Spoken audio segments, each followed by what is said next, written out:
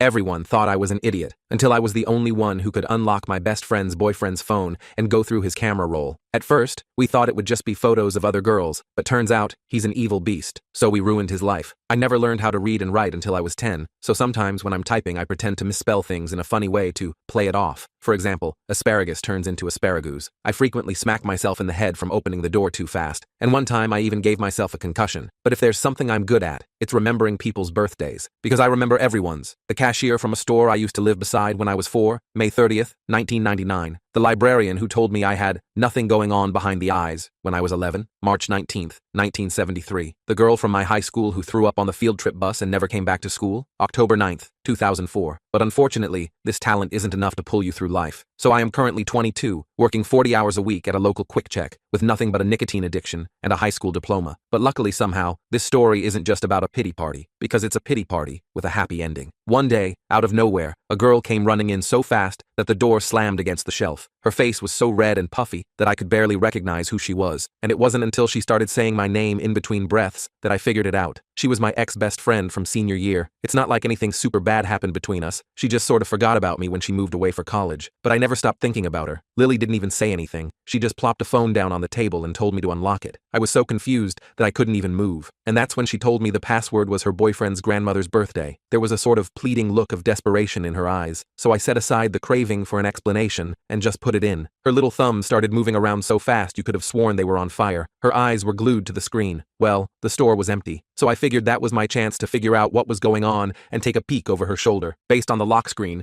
I could tell it was her boyfriend's phone, and she was going through his camera roll. I don't know what I expected to see from here. Maybe the nudes of another girl, maybe a crazy intimacy tape, I don't know. But then she went into his hidden folder, and what we saw made my stomach turn. Photos of children, young children, in situations no child should ever be in. I jerked my head away immediately, feeling like I might throw up right there on the convenience store floor. My brain couldn't process what I'd just seen. It was like my mind kept trying to reset itself, refusing to accept what my eyes had just registered. Lily was full-on hyperventilating now, and my manager DP was giving us the stink eye from the register. DP's always been suspicious of anyone who spends more than 2 minutes in the store without buying something, says it cuts into his precious profit margins. I grabbed Lily's arm and pulled her toward the back room before DP could come over and ask questions. "We need to get somewhere private," I whispered. She nodded, clutching the phone like it might explode. The break room was tiny, just a faded folding table with mismatched chairs and a mini fridge that constantly made this weird gurgling sound like it was slowly dying. Once we got to the employee break room, I shut the door and just stood there, trying to process what we'd just discovered. My mind kept blanking out, like it was trying to protect me from what I'd seen. Lily had to snap her fingers in front of my face multiple times. Tommy,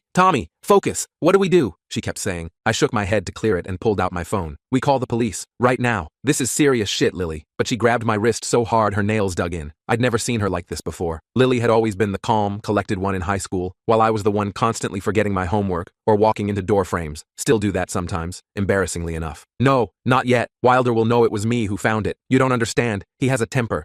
She stopped, and I realized she wasn't just disgusted by what she'd found. She was scared for herself. That's when I noticed the faint yellowish bruise on her wrist, partially hidden by her sleeve. I took a deep breath. "Lily, those are children. We can't just ignore this." We went back and forth in hushed voices for a few minutes. I kept insisting we needed to call the cops immediately. She kept saying we needed to be careful about how we did this. My mind was racing through worst-case scenarios. What if Wilder came looking for his phone? What if he tracked it to Quick Check? What if DP walked in and saw what we were looking at? Eventually, we compromised. We'd document everything first, then report it. Neither of us wanted to look through those horrible images again, so I suggested just screenshotting the folder names and timestamps as evidence without actually opening the files. It seemed like a good plan in theory, but in practice it meant handling a phone that contained some of the most disturbing content imaginable. My hands were shaking so bad I could barely hold the phone. I tried calling my cousin Owen, who works as a police dispatcher, for advice, but he didn't pick up. Owen and I aren't super close these days, but he's always been the responsible one in the family, the guy everyone calls when they need actual adult advice. I left a vague but urgent voicemail asking him to call back as soon as possible. Meanwhile, Lily started carefully looking through Wilder's text messages to see if there was more evidence. She was moving through the phone like she was handling a bomb, scrolling with just the tip of her finger as if she didn't want to touch it more than necessary. Suddenly, the phone started ringing with an incoming call labeled simply, "Home." We both froze like deer in headlights. Wilder was looking for his phone. It was like one of those moments in a horror movie where the monster's footsteps are getting closer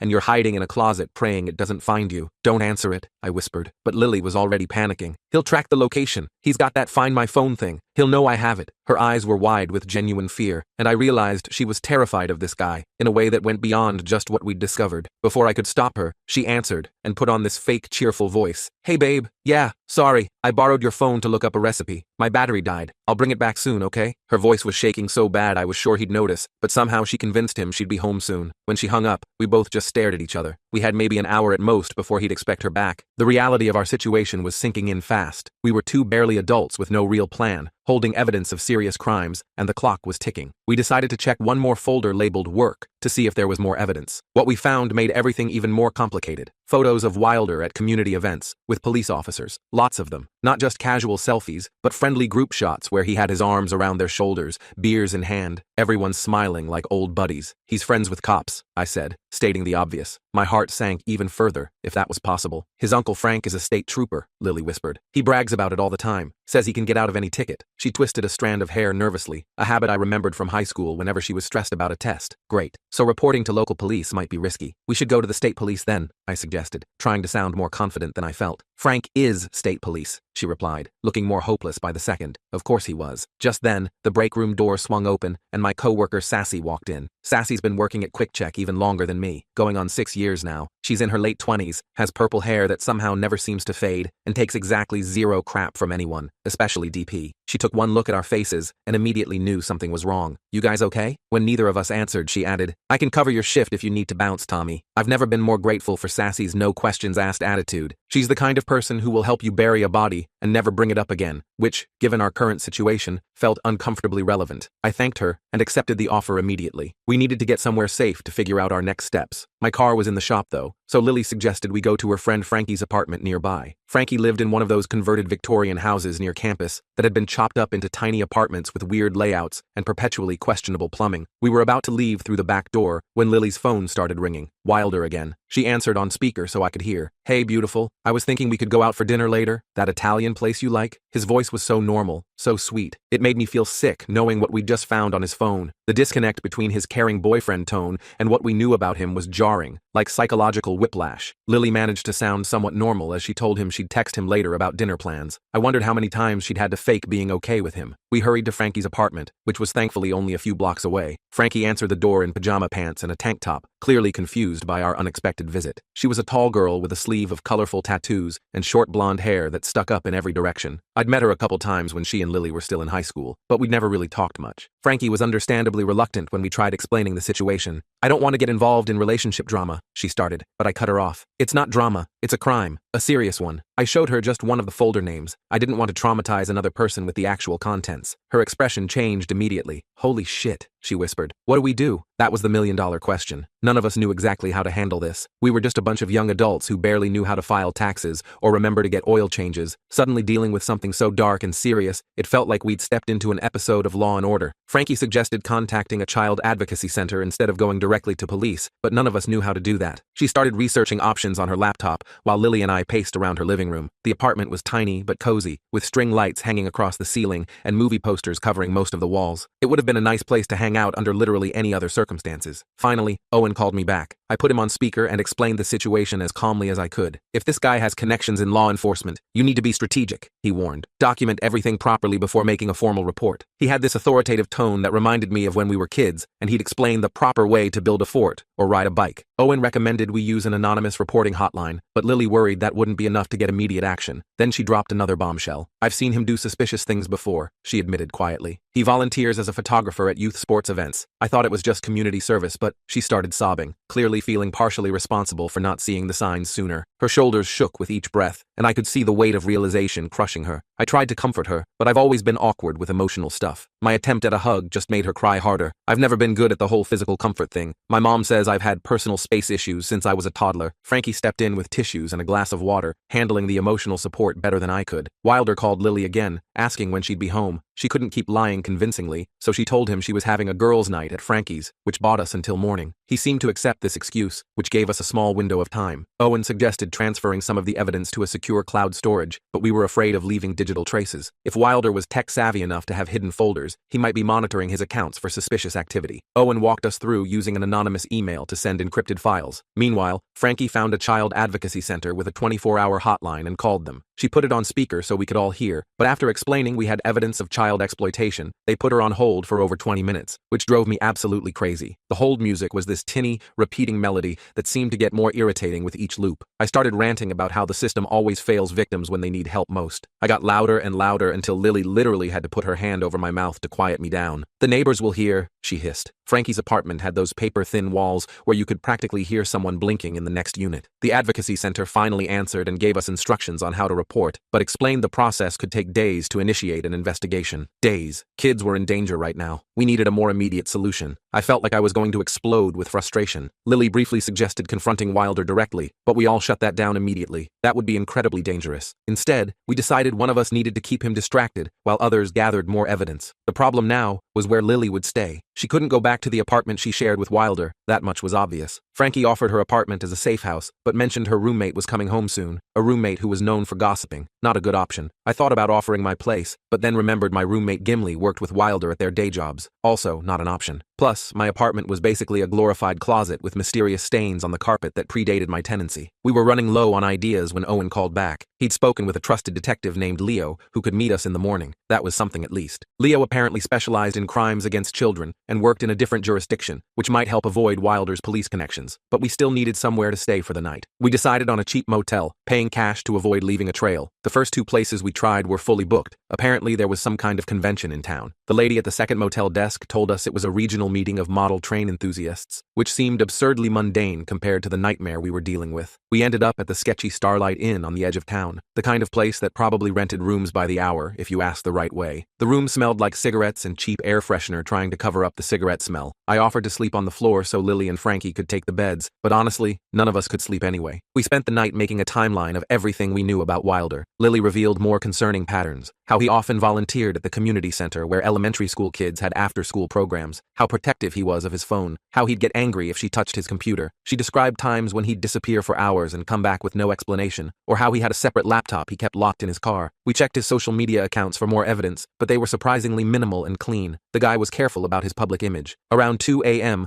Wilder started texting Lily frantically, asking where she really was. She stuck to the girl's night story, and he eventually backed off, though his messages grew increasingly controlling. "Call me as soon as you wake up," his last text read. Frankie suggested Lily break up with him via text right now, but we realized that could trigger him to destroy evidence if he suspected anything. She'd need to act normal until authorities could intervene. I went outside for a cigarette to calm my nerves. Bad habit, I know. Started in high school trying to look cool, and now I'm stuck with an addiction and yellow-tinged fingers. In the motel parking lot, I noticed a car that looked exactly like Wilder's. My heart nearly stopped. It was a black Honda Civic with tinted windows and a small dent in the rear bumper. I rushed back inside in a panic, and we turned off all the lights and peeked through the curtains. False alarm. It was a similar model, but with a different license plate. Our adrenaline crashed after that scare, leaving us exhausted and on edge. Lily found more disturbing content while checking other folders on his phone, but she also discovered something unexpected. Photos of Wilder with an older woman at what looked like therapy sessions. There were intake forms partially visible in one shot, and what appeared to be a counseling office. We wondered if he had sought help at some point. The timestamps showed these were from 2 years ago, but the criminal content was much more recent. Whatever intervention happened had clearly failed. Around 4 a.m., Owen texted that Detective Leo would meet us at 8 a.m. at a diner, but Lily was terrified of leaving Wilder's phone missing for that long. We debated whether she should return it before our meeting. I suggested we transfer critical evidence and then return the phone, but we didn't have the right equipment. Frankie volunteered to find a 24-hour store for supplies. While she was gone, Lily confessed she was worried about her own younger sister's safety. Her sister sometimes stayed at their apartment when their parents were out of town. Talking about this triggered a full-blown panic attack. I had to use my quick-check first aid training to help her regulate her breathing. In through your nose, out through your mouth. That's it. Slow down. Honestly, I'd only ever had to use that training once before, when a customer fainted after finding out we were out of their favorite energy drink flavor. This was way more intense. Frankie returned with cables, and we started transferring files. Suddenly, Wilder's phone showed he had remotely logged into his cloud account. The notification popped up on the screen, sending us all into panic mode. We had to disconnect quickly before he could see what we were doing. We managed to save enough evidence before Wilder called again, sounding suspicious about why Lily wasn't responding to his texts. She had to pretend she'd fallen asleep at Frankie's to explain the silence. My heart was pounding so hard I was sure they could hear it over the phone. The next morning, we met Detective Leo at the Waffle House as planned.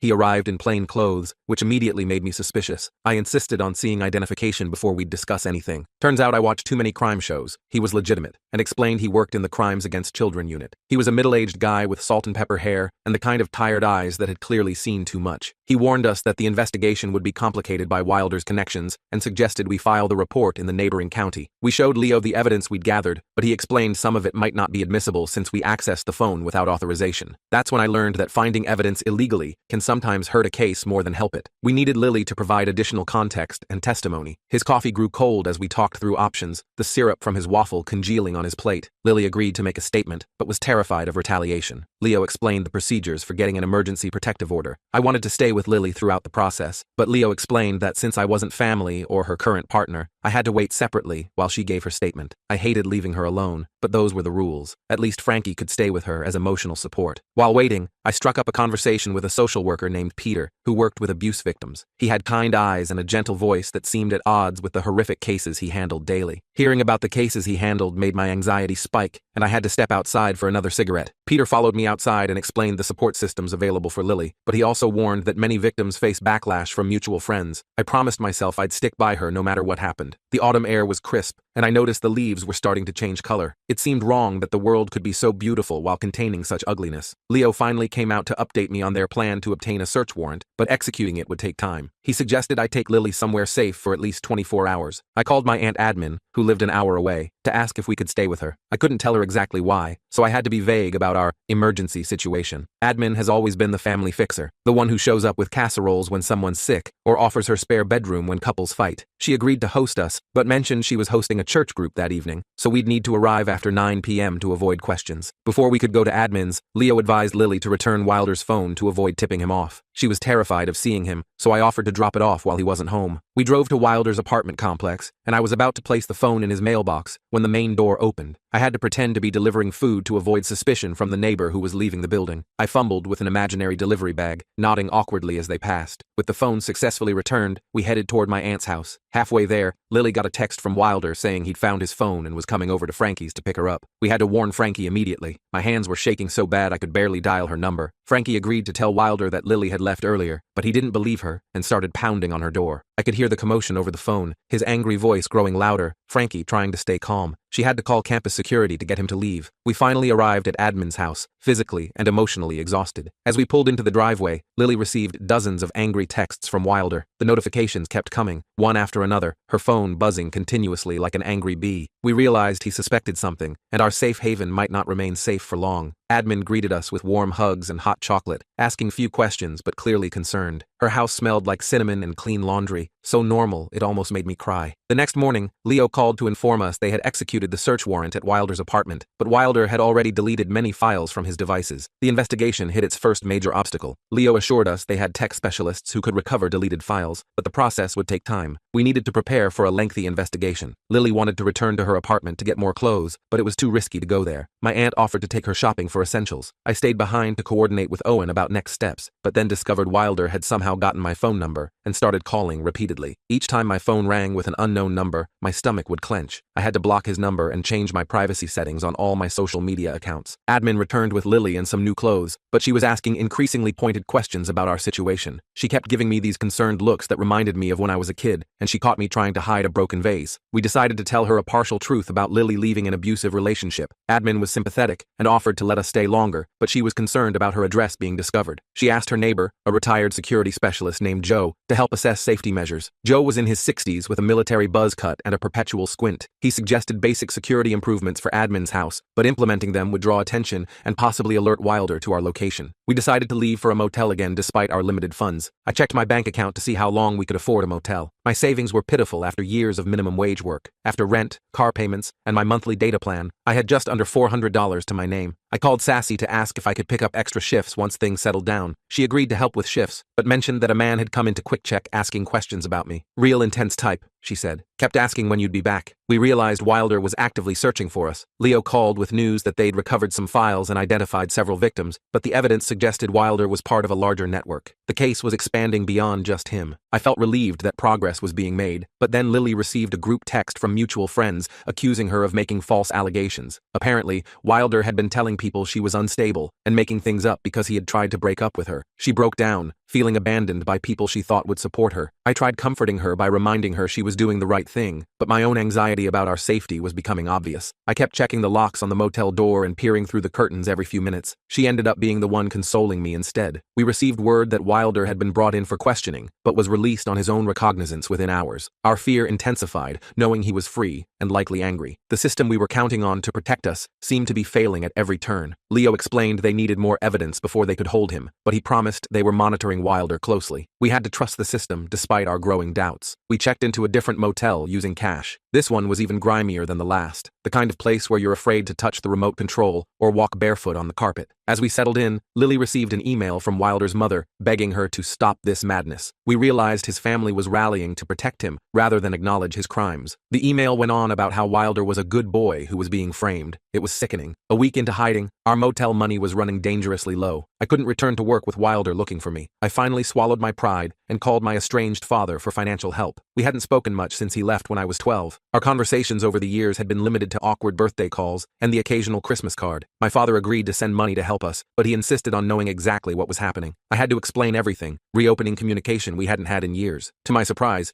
he was immediately supportive and didn't question our story for a second. The unexpected support from my father gave me hope, but Lily was receiving increasing harassment online from Wilder's friends. They were posting awful things about her character, calling her crazy and attention-seeking. We had to help her deactivate all her social media accounts. Leo informed us that their investigation had identified 3 minor victims from the photos, but building a case strong enough for prosecution was proving difficult. They needed more than just the photos. They needed testimony and corroborating evidence. We felt the weight of responsibility for these children's justice. I suggested we could contact a local journalist to put pressure on the investigation, but Leo explained that going public could compromise the case. Media attention might spook potential witnesses or alert others in the network to destroy evidence. He strongly advised against it. Lily decided she needed to formally withdraw from her college classes, but doing so required going to campus in person. She couldn't just disappear from her education without consequences. We planned a quick, careful visit during off hours. We arrived at the administration building when it should have been empty, but Wilder's friend spotted us in the parking lot. He was leaving late from some campus event, and his double take when he saw us was unmistakable. We had to abandon the plan and leave immediately. Frustration mounting, I contacted Peter, the social worker, for advice. He explained that the system often moves slowly in these cases. The legal process was designed to be thorough, not fast. We needed to focus on Lily's safety and healing while justice took its course. Peter connected Lily with a trauma counselor who could meet virtually, but insurance wouldn't cover the sessions. My father unexpectedly offered to pay for her therapy. The therapist helped Lily process her feelings of betrayal and guilt, but each session left her emotionally drained. I started learning basic cooking skills to make comfort food for her recovery days. I'd never been much of a cook. My culinary expertise had previously extended to microwave burritos and cereal. I attempted my first real meal, chicken soup, from scratch. I severely underestimated the cooking time and the amount of salt needed. We ended up ordering pizza at 11 p.m., laughing together for the first time in weeks. That small moment of normalcy gave us hope, but the next morning, Leo called with disturbing news that Wilder had filed a harassment complaint against Lily. It was a classic Darvo move: deny, attack, reverse victim, and offender. We had to meet with legal aid immediately. The legal aid attorney assured us that Wilder's complaint was a common intimidation tactic, but responding required Lily to appear at a hearing. We had to prepare her for facing him in court. I promised Lily I'd be right beside her in court, but the attorney explained that I might be called as a witness. I couldn't sit with her during the proceedings. Lily practiced her testimony with the attorney, but each rehearsal triggered panic attacks. We developed a grounding technique where she'd recite birthdays I had memorized to calm herself down. Your mom, April 8th, 1975. Your brother, November 23rd, 1999. It actually worked pretty well. The day of the hearing arrived and we got to court early, but security was much stricter than expected. We had to surrender our phones and wait in a packed hallway where Wilder could easily spot us. The courthouse was an old building with high ceilings and echoing hallways that magnified every whispered conversation. I tried creating a buffer between Lily and the crowd, but Wilder's family members kept accidentally bumping into us. His mother gave Lily a glare so intense, I swear the temperature dropped 10 degrees. The court officer had to intervene and separate the parties. Our attorney argued for separate waiting areas, but the request was denied due to space limitations. We retreated to a bathroom until our case was called. When we finally entered the courtroom, Lily walked confidently to her seat, but seeing Wilder for the first time caused her to freeze momentarily. I had to whisper her sister's birthday to help her refocus. May 17th, 2006, I murmured, and she nodded slightly, taking a deep breath. Wilder's attorney portrayed him as the victim of a vindictive ex-girlfriend, but our lawyer presented evidence of the ongoing police investigation. The judge took the matter more seriously than we expected. I was called to testify about the day Lily came to QuickCheck. Wilder's attorney tried twisting my words to suggest we planned to frame him. I had to carefully recount every detail to maintain credibility. The judge seemed sympathetic to our side, but then Wilder's Uncle Frank testified as a character witness in uniform. The courtroom dynamic shifted uncomfortably. Our attorney challenged the appropriateness of Frank testifying in uniform, but the judge allowed it. We watched helplessly as Wilder's image was polished by his uncle's authority. Just as things seemed to be going against us, Detective Leo arrived with newly recovered evidence, but court rules prevented him from introducing it during this hearing. He could only observe supportively from the gallery. The judge ultimately dismissed Wilder's harassment complaint, but also warned Lily against making unsubstantiated claims. We left feeling both relieved and insulted. Outside the courthouse, Leo informed us that they'd identified more victims and built a stronger case, but formal charges would require grand jury approval. We still faced weeks of uncertainty. Lily wanted to call the parents of the identified victims to warn them, but doing so could interfere with the investigation. She had to channel her protective instincts in another way. She decided to anonymously donate her textbook refund money to a child advocacy center, but the small amount felt insignificant against the harm done. She began researching how to become a victim advocate herself. I was proud of Lily's resilience, but my own life remained in limbo as I couldn't return to work. I finally asked my father about working at his landscaping business temporarily. My father agreed to hire me, but the job was in another town 40 miles away. Lily and I faced the difficult decision of whether to separate or relocate together. After a lot of discussion, Lily and I decided to relocate together to my father's town. This meant she'd be further from the investigation, so Leo arranged for her to give a comprehensive recorded statement before we left. My father helped us find a small apartment to share as roommates, but the landlord required employment verification. Lily had to quickly find work in the new town. I started working for my father's landscaping business, but years of convenience store work hadn't prepared me for physical labor. I came home exhausted every day for the first 2 weeks. My hands were covered in blisters, and my back felt like it was permanently bent. But honestly, the physical exhaustion helped keep my mind off everything else. Lily found a job at a local bookstore owned by a woman coincidentally also named Sassy. We took it as a good sign. Adapting to our new life and routines was challenging, so we established Friday night pizza as our tradition to maintain friendship amid stress. After a month in our new town, Leo called with news that the grand jury had indicted Wilder on multiple charges, but he had fled before arrest. A manhunt was underway. The news of Wilder's disappearance terrified us, but our new address wasn't connected to either of us officially. We found some security in our anonymity. Lily's therapist suggested she start journaling about her experience, but revisiting the trauma was overwhelming. She began writing children's stories about protecting boundaries instead. I found unexpected satisfaction in landscaping work, but still felt my life lacked direction. I started taking online classes toward an associate's degree in social services. 2 months into our new life, Leo called with news that Wilder had been apprehended trying to cross the Canadian border. The legal process would be lengthy, and we needed to prepare for a potential trial. The prosecutor wanted both of us to testify, but Lily was finally finding stability in our new town. We negotiated to give video depositions instead of appearing in person. My relationship with my father grew stronger as we worked together, but old tensions occasionally resurfaced. We started having Sunday dinners with ground rules against bringing up the past. Lily's children's stories caught the attention of her bookstore boss, but publishing them would mean going public with her experience. She decided to use a pseudonym to protect her privacy. News broke that 2 other men connected to Wilder's case had been arrested, but one was released due to a technicality. Our faith in the justice system remained fragile. Lily received a letter from one victim's mother, thanking her for coming forward, but reading it triggered her PTSD symptoms. We spent a difficult night where I recited birthdays until she could finally sleep. 6 months after our relocation, we received word that Wilder had accepted a plea deal to avoid trial. The sentence seemed too lenient, but we had to find peace in knowing he would at least be registered as an offender for life. Nearly 2 years have passed since that day Lily burst into QuickCheck and changed both our lives forever. While justice wasn't perfect, Wilder got 8 years with possibility of parole after 5. The investigation ultimately identified 7 victims who received support and therapy they desperately needed. Lily's children's book series about Boundary Bear was picked up by a small publisher, and she uses part of the proceeds to fund therapy for abuse survivors. I completed my associate's degree and now work at a youth center teaching computer literacy to kids who struggle with reading and writing like I once did. I still remember everyone's birthday, still accidentally give myself door-related injuries, and still work on my spelling, but these quirks feel like just parts of me now, not deficiencies. My father and I run a small landscaping business together, and we finally healed much of our past. Lily and I remained roommates for a year before she moved in with her new girlfriend, but we have dinner together every Friday without fail. Sometimes we talk about that day and the horror we uncovered, but more often we talk about the future. When she mentioned starting a support group for loved ones of abuse survivors, I immediately volunteered to help. At night, I sometimes still wake up worried that we didn't do enough, fast enough. But then I remember the thank you letter from that mother, now framed on our wall. Because you were brave enough to act, my child can heal. And I realize that sometimes the most unlikely heroes are just people who remember the important things, like birthdays, and like doing what's right, even when it's hard.